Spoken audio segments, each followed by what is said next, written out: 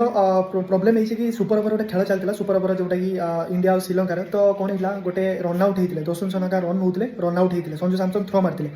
ठीक अच्छे तो संजू सैमसन थ्रो मारते तो बेसी देखुनी टी कॉपीराइट लग जाए तो थ्रो मारते किंतु तापर भी रन आउट है भी कहुचे नट आउट एवं देखिए खेल चलती तो नट आउट तो ये प्रोब्लेम बहुत लोग पचारा जो रन आउट तो होती तो नट आउट कौन तो प्रोब्लेम यहाँ कि जिते बैट पास होता बैट पाखी बॉल एम्पायर कौन करते एम्पायर आउट देते कट बिहाइंड बाई मैंने कैच आउट कट बिहाइंड देला तो एपिल करते अर्शदीप सिंह एपिल कलापर से आउट देते तो इंस्टांटली सोनाका कौन करते रिव्यू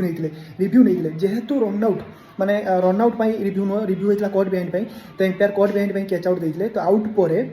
तो एम्पायर जेहतु कट बिहाइंड देते रिव्यू पर नट आउट है रन आउट को माना जीव ना तो यहाँ गोटे क्रिकेट रूल अच्छी मत भी आज जना पड़ा तो बहुत जनकर मतलब से क्वेश्चन थी जे भाई रन आउट तो होगा कि आउट दिहलानी कौन